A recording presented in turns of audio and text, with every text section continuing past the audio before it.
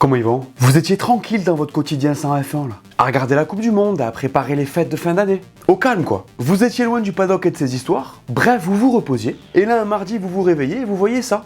Puis ça. Puis ça. Puis ça.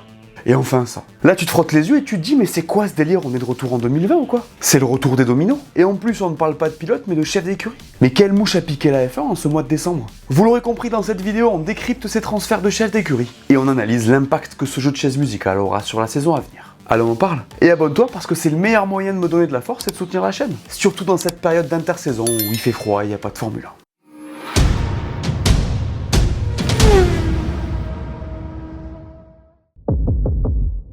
On commence tranquille. Jost Capito n'est plus le team principal de l'écurie Williams, et c'est un petit coup de tonnerre. Capito, il était là depuis 2020, année où il avait pris la suite de Claire Williams quand Dory Hilton a racheté. Et bon, on peut pas vraiment dire que le résultat était là, puisque l'équipe est passée de P9 à P10 entre 2021 et 2022. Donc bon. A noter que son directeur technique et acolyte François-Xavier Demaison quitte l'écurie aussi. Il est pas acteur, François-Xavier Demaison? Si, mais c'est pas le même. Je sais, moi aussi au début j'ai bugué. Mais bon bref. Dans une vidéo qui commence à dater, j'avais émis l'hypothèse de l'arrivée de ces deux hommes dans l'optique d'une reprise de l'écurie par le groupe Volkswagen. Je vous rappelle qu'ils ont de forts ancrages avec eux. Et comme par hasard, quand tout se précise avec Sauber, ils quittent Williams. Étonnant. En tout cas, j'ai hâte de voir où ils vont atterrir. Parce qu'Andreas Seidl, il est CEO de Sauber. Pas team principal. Je pense que vous voyez où je veux en venir. Mais bon, on en parle plus tard. Après, je me trompe peut-être.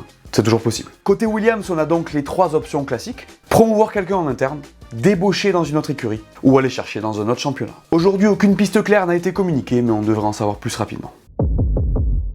Mesdames et messieurs, c'est officiel, Fred Vasseur est le nouveau team principal de la Scuderia Ferrari. Et ça, c'est une immense nouvelle. Alors ça fait très longtemps qu'on en parle, on va pas se mentir, on le savait qu'il allait être annoncé. Mais c'est cool d'avoir la nouvelle et ça fait plaisir parce qu'on sentait qu'il fallait du renouveau chez Ferrari. Il est français, donc si vous êtes chauvin, vous pouvez être content. Et globalement, c'est bien parce que cette nouvelle, on l'attendait. J'avais notamment fait une vidéo sur le sujet suite au départ de Mattia Binotto que je vous mets ici. Alors parmi toutes ces annonces, c'est celle-là la plus importante. Parce que c'est Ferrari et que la Scuderia reste toujours au top. On part du top 3 du championnat, c'est un peu comme si demain on connaissait le remplaçant de Toto. Le truc c'est que c'est pas la seule raison pour laquelle c'est la plus importante en fait. Et oui, elle est aussi clé dans cette histoire parce qu'elle déclenche un effet domino incroyable qui rappelle les silly seasons les plus folles. Effet domino que je décrypte un peu au fil de cette vidéo. Alors on a presque tout dit sur Vasseur chez Ferrari parce que cette rumeur elle existe depuis longtemps.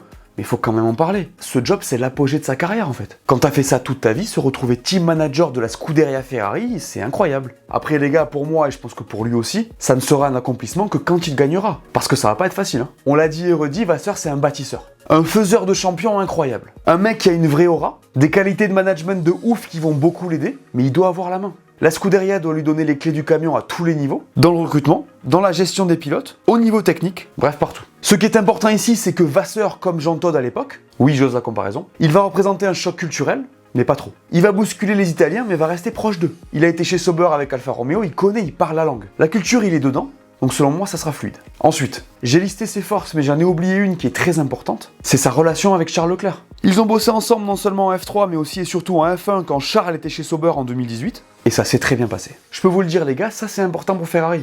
Et c'est normal. Au niveau de la communication, il sera bon, et je pense qu'il ne répétera pas les erreurs de Binotto. Pour entrer en détail dans le management, je pense qu'il sera plus ferme dans ses décisions globalement, quel que soit le pilote, l'ingénieur ou le stratège qu'il aura en face. Je pense aussi qu'il n'aura pas de souci à désigner un pilote numéro 1 si la situation le demande, ce qui mettrait le pilote en question en confiance, bien évidemment. Alors je mentionne pas explicitement Charles Leclerc parce que tout est possible l'an prochain, mais si on suit la logique de 2022, ce sera lui bien entendu. Bon par contre, Vasseur il arrive chez Ferrari après une année plus que compliquée. La confiance est au plus bas, rien n'est simple. Ils ont fait des erreurs non-stop et on peut dire qu'ils ont jeté le championnat à la poubelle. Cette équipe a montré des limites terribles. Bref, il y a un gros chantier. Ferrari, ça fait des années que c'est instable et il en est aussi la preuve. Vasseur, c'est quand même le 4e boss depuis Domenicali. Ça fait beaucoup. Donc je pense que malgré toutes ses qualités, il faudra lui laisser du temps. Mais je pense que s'il y en a bien un qui peut faire de Charles un champion, eh bien c'est lui. Dans tous les cas, j'ai hâte de voir ce que ça va donner. Alors celle-là, je sais pas comment on l'avait pas vu venir en fait. Parce que Seidl, on l'avait pressenti chez Ferrari par exemple, mais jamais chez Sauber qui va devenir Audi. Bien joué à nous. Andreas Seidl devient donc le CEO du groupe Sauber, team principal, CEO, belle promotion. Et de sa part, c'est un peu surprenant sans l'être, parce qu'il lui restait 3 ans de contrat chez McLaren. Après, quand on te propose ce genre de projet, est-ce que tu peux vraiment refuser? Surtout que lui, Volkswagen, il connaît. Je vous rappelle qu'il a été team principal de la fameuse équipe Porsche en endurance pendant ses plus belles années. Donc c'est un sacré win-win. D'ailleurs, si vous voulez des infos sur l'arrivée d'Audi en F1 via Sauber, je vous invite à mater cette vidéo que j'avais fait sur le sujet. Ce que je trouve un peu étrange ici, les gars, c'est quand j'entends que chez McLaren, on déclare que tout le monde savait qu'ils se retrouveraient chez Audi un jour ou l'autre. Parce qu'ils avaient l'air heureux tous ensemble là, depuis 2019. Qu'est-ce qui s'est passé? Est-ce que l'appel d'Audi pour un Allemand, c'est impossible à refuser?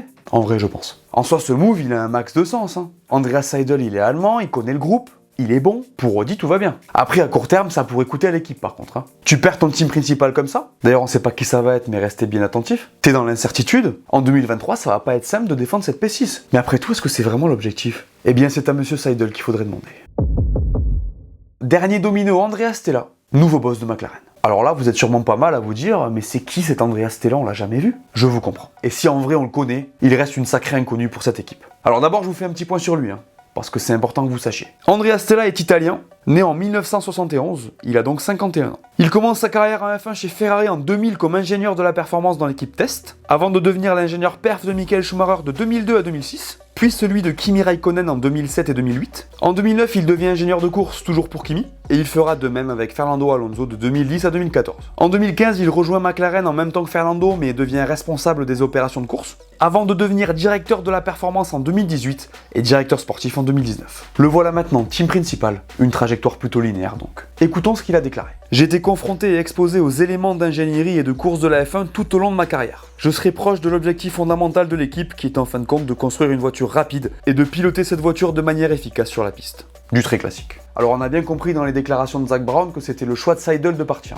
Donc Stella est un choix de continuité. Il est dans l'équipe depuis plus de 7 ans, il a gravi les échelons, il était directeur sportif. Sur le papier, le choix est juste. Après, il faudra voir dans les faits. Il va avoir 2 pilotes très talentueux à gérer. Norris sera la tête de proue de cette équipe. Piastri aura beaucoup à prouver après ce qu'il a fait cet été avec Alpine. Et il y a une grosse pression sur la voiture. Parce que cette McLaren, elle s'est battue pour P4, mais en performance, c'est une tortue. Personne ne l'a comprise. Elle a été très irrégulière dans ses performances, donc il faudra faire mieux. McLaren, c'est une équipe qui est censée être au top, et même si ça fait longtemps qu'ils en sont loin, pour la Formule 1, c'est une anomalie. On attendra donc de lui des résultats. Mon avis rapide sur cette silly season tardive. Bah ça régale les gars. Alors pour Vasseur on s'y attendait, mais pour les autres ça fait des petites surprises. En tout cas pour rentrer un peu dans le détail, vous l'aurez compris, je suis content de voir Vasseur arriver chez Ferrari. Ça fait longtemps que je défends son arrivée chez les Rouges, je pense que s'il lui donne les clés, ils seront gagnants. Sa relation avec Charles est très bonne, il est solide, bref j'y crois. Par contre ça va prendre du temps. Il arrive dans une équipe ravagée dont le moral a été éclaté week-end après week-end. Il faudra qu'il ravive la flamme de Charles. Et si j'y crois, il y a moyen que ce soit pas un long fleuve tranquille non plus. Après il m'inspire confiance. Je suis aussi fasciné de voir comment Audi pose ses pions sur la grille petit à petit. Je suis d'accord, Seidel chez Sauber, on aurait pu le voir venir. Quand Audi disait qu'ils allaient prendre les meilleurs, ils avaient pas menti. Au moment de donner mon avis dans ma vidéo sur leur arrivée, j'avais dit que pour réussir, il faudrait qu'ils s'impliquent tôt dans l'équipe, tant au niveau managérial que financier. Et ben on est servi, au moins à 50%. Après, il reste toujours des interrogations, on n'a toujours pas le nom du team principal qui remplacera Vasseur, et c'est pareil chez Williams. Jost Capito est parti, la stabilité ne règne pas, et dans une équipe qui racle les fonds du classement, c'est pas forcément bon signe. D'ailleurs, il y a une rumeur Button-Suzy Wolff qui tourne en ce moment qui est assez intéressante. Suzy Wolff comme la femme de Toto Wolff, elle-même.